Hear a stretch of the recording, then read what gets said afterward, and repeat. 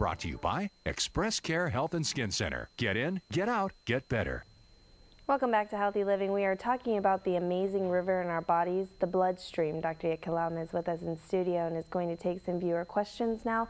Doc, let's get straight to them. Carol from Sinahanya asks, what are different types of anemia? And maybe you can start by explaining what anemia is and then the different types. Sure. Anemia is a term that's used for a low red blood cell count. We talked about the red blood cells being the ones that take the oxygen around the body.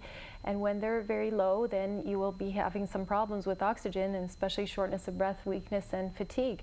So the different types, there's about 400 different kinds, but the top one would be iron deficiency, and that happens when people are either bleeding too much, meaning women with their menstrual periods, or silently bleeding little by little if they have a stomach ulcer or even a colon cancer, just little drops of blood day by day. Pretty soon they've lost a lot of blood. Or if they're not taking in proper nutrition, meaning not taking in enough iron. There's other vitamin deficiencies like vitamin B deficiencies that can cause iron or can cause an anemia.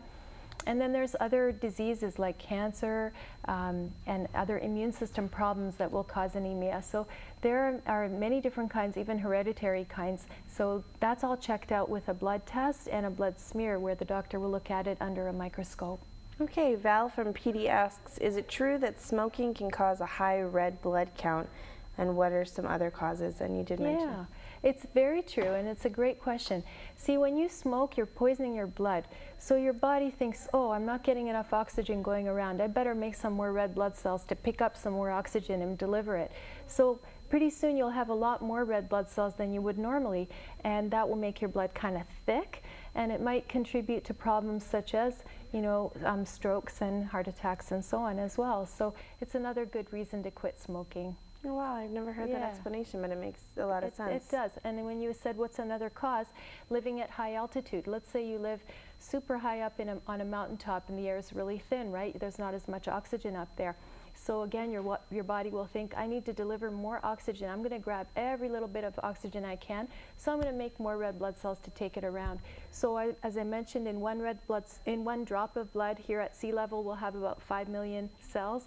Up at altitude, those people will adjust and they'll have about 8 million cells in one little drop of blood. Wow. So our bodies can really adjust, and if you moved from sea level to high altitude, your body would do that. Okay. Robert from Laddie Heights asks, is a doctor said that my uncle recently suffered an ischemic stroke. Yeah. What kind of stroke is this, and is it serious? Yeah. So stroke is a situation where it's basically a heart attack of your brain, where your brain does not get oxygen and suffers, and even brain cells will die, and it can cause you to die. That's what a stroke is. And there's two main types. There's one kind that's hemorrhagic. That's a bleeding stroke, meaning a blood vessel busts in your head and parts of your brain don't get oxygen. The other kind is ischemic, where a blood vessel will be blocked, like we talked about a blood clot. A blood vessel will be clotted up, blocked, and that part of your brain will not get oxygen. So it suffers, and those cells die, and then a portion of your brain isn't working, so you'll have, you know, a weak arm or a droopy face, or sometimes even die from that.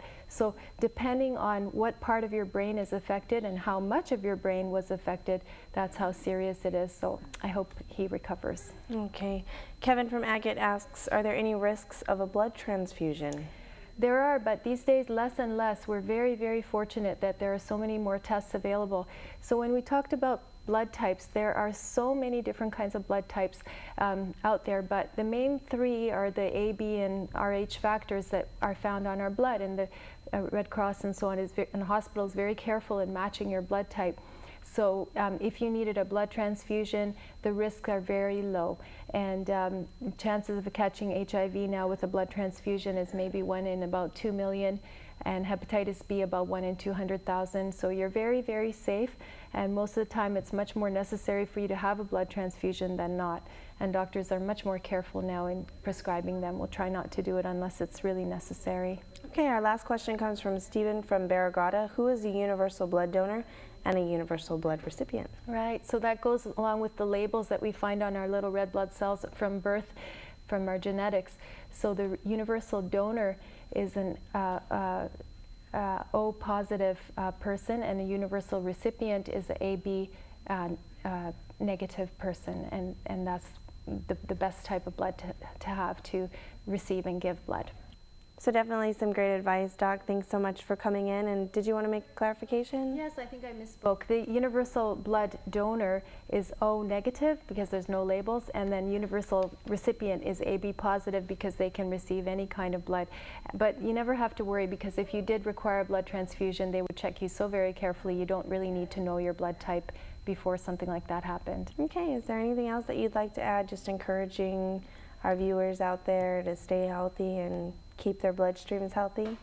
Well, to eat a healthy diet would be very important, and to appreciate the blood that you have. Definitely. And give it, if you can, to others. Definitely a miracle, and that's right. I was just going to mention that. Yeah. As you can visit the Guam Memorial Hospital and always donate blood, Yeah. as well as platelets. They're always looking for that. Thanks, Doc, again for coming in. Dr. Lom will be back again next week, and we will be talking about unwanted moisture, sweaty palms, feet, and body odor. So if you've got a question that you'd like to send in, make sure you can send it to us at healthyliving@kuam.com, or you can post a comment on our Facebook page. Stay with us. More Healthy Living right after this.